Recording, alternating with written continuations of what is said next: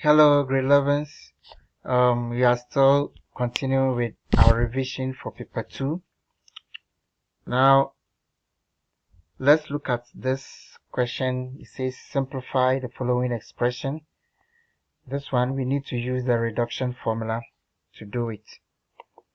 So the first thing we need to do is we need to reduce this one cos 360 plus x. How are we going to do that? We know that if we have our polar coordinates,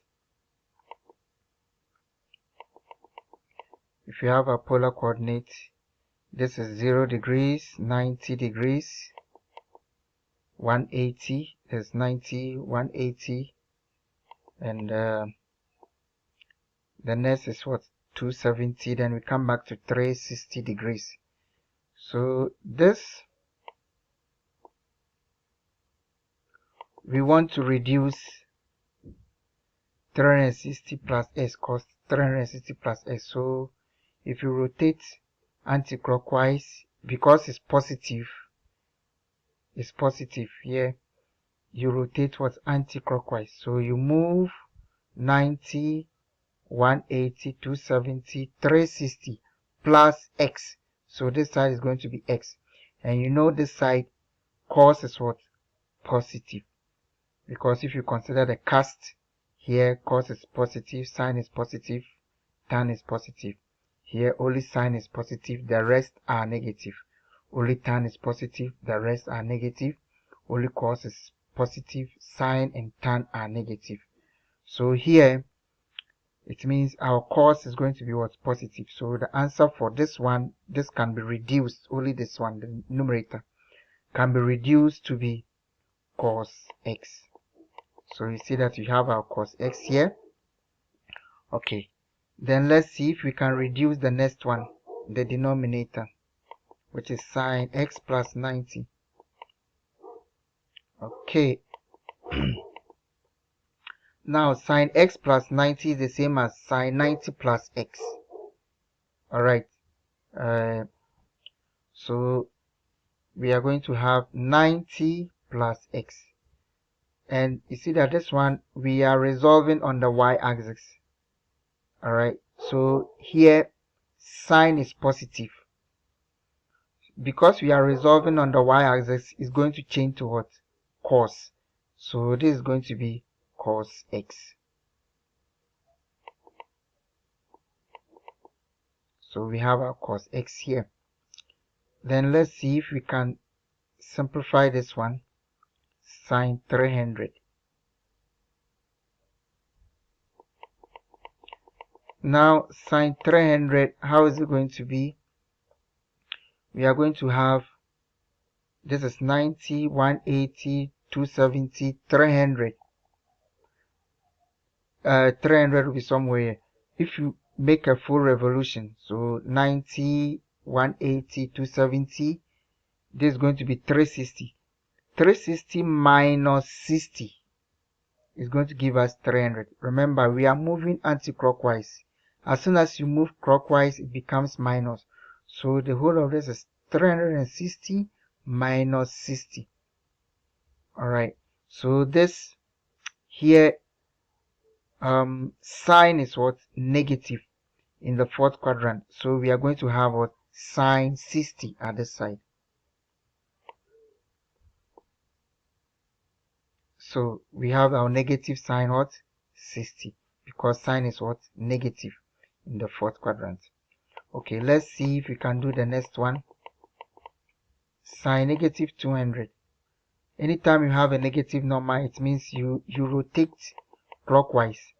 So sine negative 200 is going to be, we move this way. Instead of moving anti-clockwise, you move clockwise. So it's going to be 180 plus 20 is going to give us 200. So this side is going to be what? 20.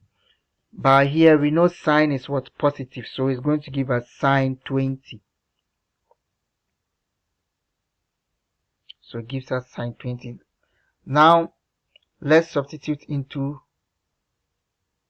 our expression given to us. So this is our expression. the first one, we reduce cos 360 to get cos x. Then we also reduce sine 90 plus x to be cos x. Then this is our plus. We also reduce sine 300 degrees to get negative sine 60. And we also reduce sine negative 200 degrees to be sine 20. Now cos x over cos x is 1, plus or minus.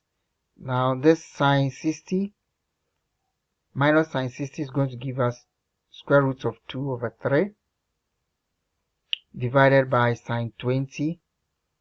Then this, we can write it, this division can join the denominator to be sine 20. Okay, because this one is not a special angle, we can use, here we can use our calculator to press this because it's a special angle. Alright, unless you are told not to use calculator.